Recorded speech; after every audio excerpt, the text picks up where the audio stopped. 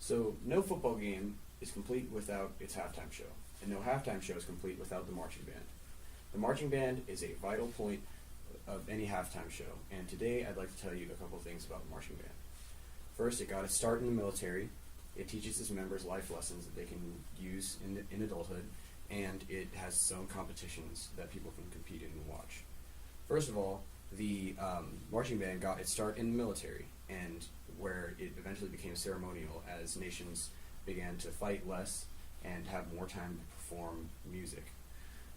Uniforms were very military-based, which influences the way you see most marching band uniforms. They're very linear and they're very official-looking, and that has its roots in the military.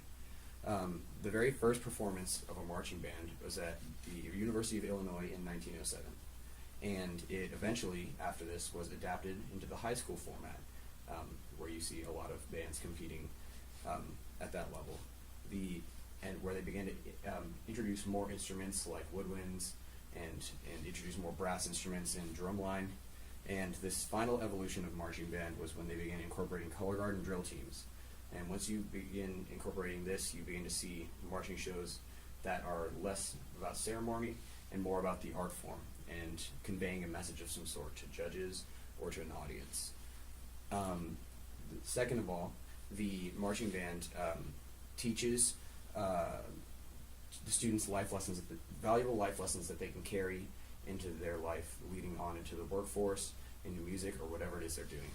First of all, it teaches kids commitment to a long-term goal with a team, which is really important in the job, because as an employee, you have to work with your coworkers to achieve a goal, whether it's a short-term goal or a long-term goal. It really helps knowing that you have a lot of members that can work well together and can achieve a goal at the highest level possible. The second thing that it really teaches its members is a responsibility towards achieving this goal. The marching band members spend a lot of time outside and putting in hard work on a show that they want to effectively convey a message to the judges with. Knowing that someone would spend so much time and effort on such a task makes them really well suited for employing for achieving goals. Because if they're willing to put in hours and hours in the sun to get a show on the field, imagine what they could do if you gave them a job to complete. And to extend on that point, it highlights their readiness to achieve these really great goals. For my next point, we're going to discuss the type of competitions that marching bands compete in. The first is BOA, or Bands of America, and UIL, University Interscholastic League, which are both competed in at the high school level. This is where high schools march their prepared shows with a full band, excluding the double reeds unless they don't march, and they compete for judges who judge the point on a 100-point scale. And for UIL, they start at a district level and they work up to a state level. And for BOA, it's open to any band in the entire country, and it's an open band sort of thing. And they have different sort of judges and an entirely different judging system. But getting into that would take forever, so I'm going to move on to the next part of the next competition level, which is DCI. DCI is open to around 16 to the age of 21.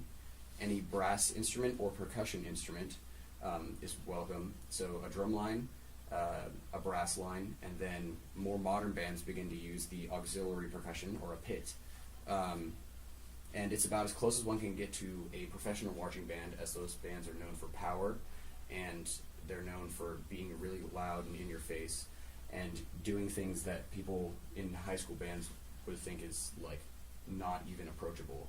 Like, I've seen some bands throw their horns up into the air, catch them, and play them, which high school bands obviously would not even dream of doing. And to tie this up, despite the marching band's roots in the halftime show, the marching band is a lot more multifaceted than a lot of people come to think of them as. Most people think that marching bands are just, they're just there for the halftime show, which may be true for some college bands, but for a lot of people in the high school level, or people that sign up for DCI, they do a lot more things with their band program than just do a halftime show. The marching band as an organization really shows a person's character, and it shows their dedication to a task, and these are skills that really can help them move on into the workforce and be effective members of society. And it is also a show of pride and support for their sports organizations in the halftime show, because even though that may not be their main focus, they still do show their support for the sports teams. And they do have the same ideals that sports teams exemplify, which is teamwork, sportsmanship, and dedication. Thank you.